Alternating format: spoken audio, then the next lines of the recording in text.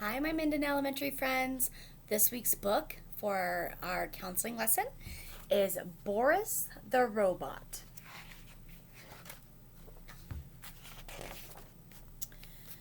At the top of the town, in the house on the hill, with a neat little garden and a pretty little gate, lives Boris the Robot. He spends his time in the garden shed, where it's lovely and cozy. There's even a bed, making gadgets and tinkering away. And most of the time, Boris is glad. But this is a tale of a time he was sad. For at the bottom of the town, at the dark end of a street, lies the Scrapyard, full of rotten old garbage and worn out junk and thrown away things that no one wants, like washed up washing machines and conked out cars, rusty screws, and empty jars. He says, keep out danger. It is owned by the Scrap Man, a raggedy old grump with an unkind face who loves things that are rotten, that are going to waste, things that are broken, that are thrown away, and stink and smell of old decay. He gathers them up all the day long and sings as he does his Scrapman song. Junk is junk, it's plain to see. Scrap is scrap and always will be. What's garbage is worthless, you cannot pretend. It's a life on the scrap heap for you, my old friend. It was here that Boris was born. He was put together from old gears and cogs and other unwanted bits and bobs by two young children called Amber and Josh, and their dad, who helped them quite a lot. And when he was done, they named him Boris and gave him a heart. But the Scrapman scoffed and stood apart.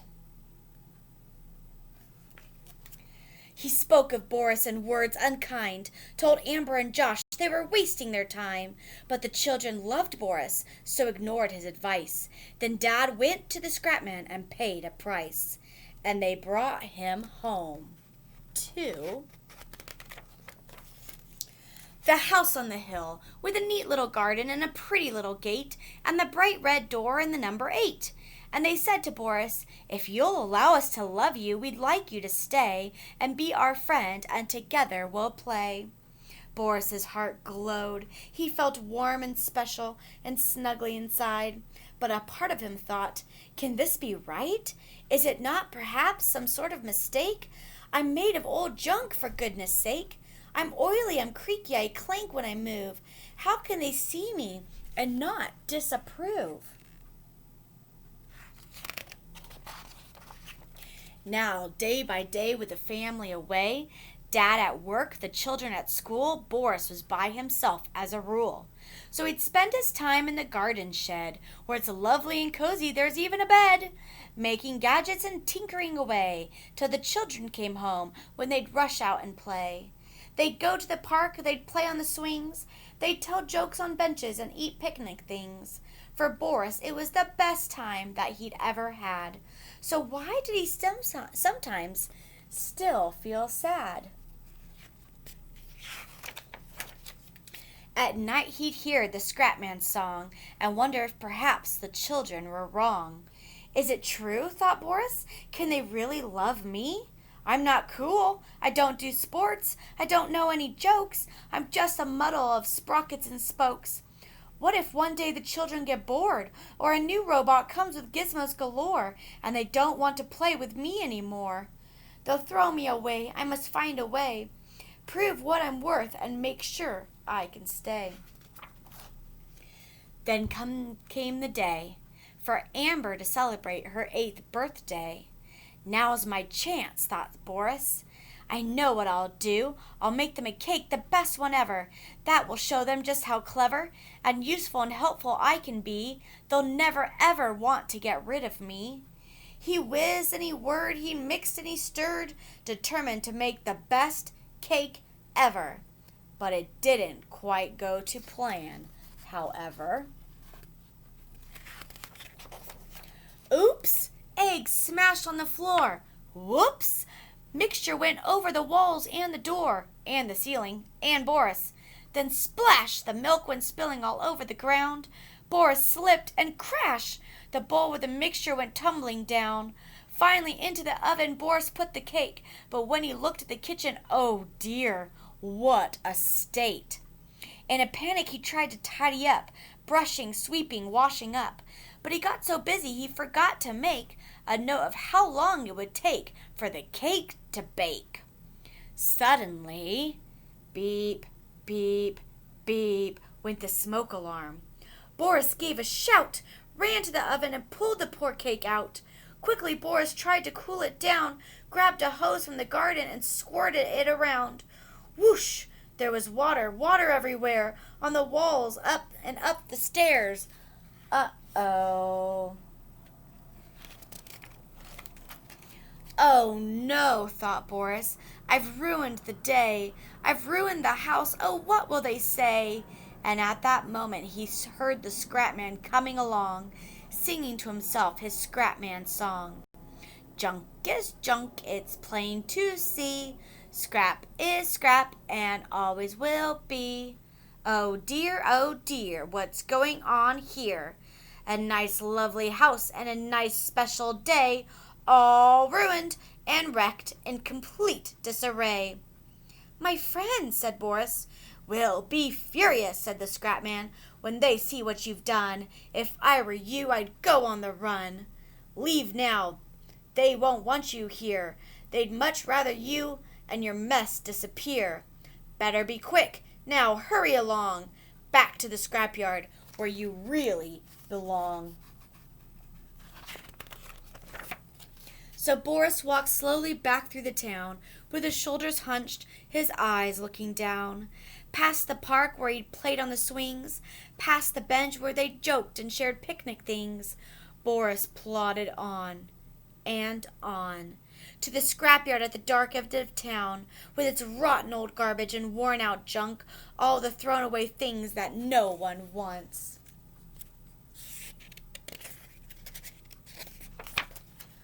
Meanwhile, the children came home, and straightway saw that Boris had gone. Where is he? They said. What happened? They cried, and started to search for their friend far and wide. Up and down all over the town, they searched all the places where he might be found. They went to the park where they'd play on the swings. They went to the bench where they'd shared picnic things. Both of the children said with a tear, "We don't care about mess. We want Boris back here." Boris arrived at the scrapyard gates and looked inside at the shadow and shapes of broken machines, rusted and smashed, piled up in mounds of refuse and trash. Machines for sorting with teeth and claws that scurried about with clanks and roars. "Welcome," said the Scrapman, singing his song. "Welcome to the place where you truly belong." Boris stepped forward to go through the door, but just as he did, he heard a voice call, "Wait!" Boris stopped. He turned, surprised, as Amber and Josh and Dad had arrived. "Come back," they said. "We want you to stay. We'd be ever so sad if you went away." "But I'm garbage," said Boris. "I'm not any use. I'm just a pile of sprockets and screws. I'm oily, I'm clanky, I get things wrong. You're much better off having me gone." "That's right," said the Scrapman. "Now come this way and hurry up. I don't have all day." "But Boris, we love you. We built you, you know. We really, really don't want you to go. We love you for you, not the things that you do.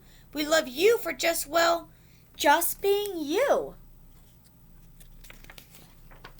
Boris looked at the Scrapman, who was angry and cross. He looked back at Dad and Amber and Josh. He thought, what should I do? They're saying different things, but only one of them's true. Then he looked at the children. Their love filled his heart, and he knew he'd belong with them right from the start. At the top of the town, in the house on the hill, with a neat little garden and a pretty little gate, and the bright red door and the number 8, and the flowers in the box on the windowsill, lives Boris the robot. and he spends his time in the garden shed where it's lovely and cozy. There's even a bed. Mark making gadgets and tinkering away.